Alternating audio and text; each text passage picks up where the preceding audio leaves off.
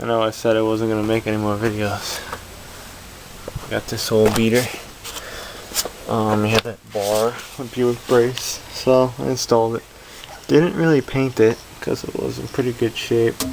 I just had some little like rust spots over here, and I just ground them down and give a little pew, pew, pew, pew, so it'll hold up.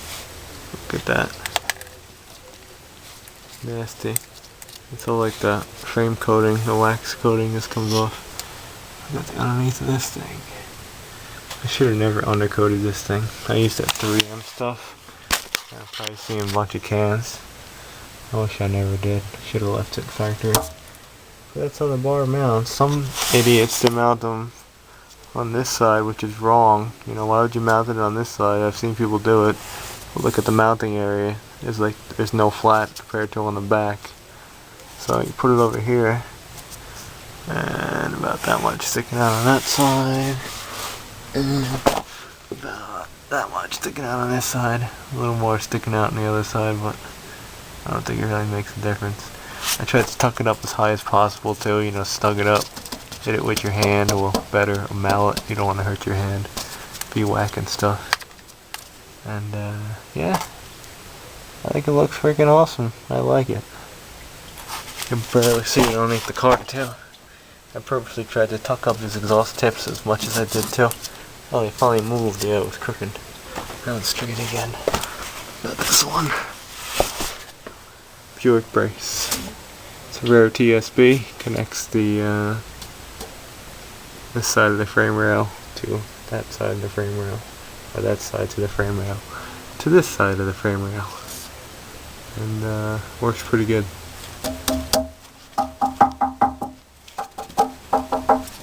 Sound detached. Trailer hitch does the same thing. Trailer hitch on these cars mounts over here, and yeah, it's pretty scary. It mounts over there. I think they drill them out though for bigger bolts. That's probably like 10mm thread. They put like at least like 1/2 inch, and then the trailer hitch might even mount up to that hole, or it mounts over here. I forget. But my trailer hitch basically does the same thing as this, but it looks ugly and it hangs down low. And this is tucked up. So enough of the Buick brace. Let me go ravel up my wires and have a nice. Another old mod is the painted license plate door and the fuel bib. Check that out. Can't get these anymore. Just start pulling these off white Roadmasters. I think there might be one at the yard. A little rubber thing goes on the back. Yeah, one time I sold one for like 20 bucks used. It was crazy. Yep, put that thing on. Black license plate, whatever, door, fuel door, whatever you want to call it. Got a cap. This S, probably a stamp cap, GM, boxed. I have a locking cap on here.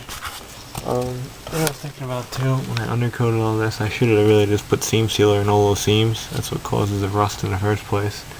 Yes, the crap gets caught in there and it never comes out again. If you ever look at a Japanese car, like a Toyota or something like that, like an older one, the newer ones aren't like that, but in like a 90s to like early 2000s, they put seam sealer on all those seams, and that's why they don't really rust out so bad on the floor.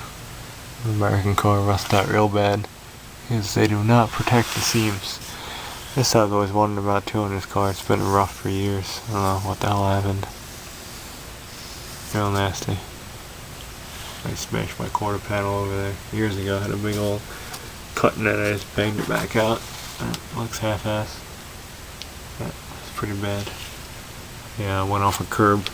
Boom! Right there. Surprised there wasn't any more damage. And I banged up my exhaust tip. So, that's it for the rambling. This is under the rusty New York car over here. This is the piece I replaced that time. The whole bumper's rotted out. But you see, the Fleetwood and the Wagons, they got this whole big piece that's just welded in. I think you could probably just cut this out, and it's probably almost the same dimension. You could probably weld that into a sedan if you were crafty. It's a whole lot stronger than the Buick brace. It says zip door right over there. Zip, zip, and on the top. But you probably got to take the body off to do that. This is a rusty car. I see some rust right over here on the heat shield. It's definitely a rusted car. That's still good though, shockingly. Rusted. It's also been undercoated. We're in the garage. Impala. Where's the other vehicles? I don't know. Just changed the fuel sender on the wagon, and we kind of had a problem. You see the wagon's gone, so we junked it. Yeah, we junked the wagon. We're gonna get it running. Yep. Poor old wagon. We junked it. I junked it simply because I think this connector that goes into the fuel pump was not seating well. So when I originally plugged it in, I got nothing. The fuel pump didn't run. I put it all back together. Nothing. Had to drop the tank a second time.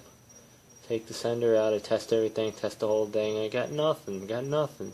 Test the car voltage. I got nothing. But then the connector too, on a Chinese one, is not as good as the factory one. So I really have to put it in like that. Boom. Got power. So I think this was a problem over here. This going into the pump and that going into the harness. So I took it apart, put the Chinese one in, and sure enough, the levels reading empty with about a gallon and a half, 2 gallons in it.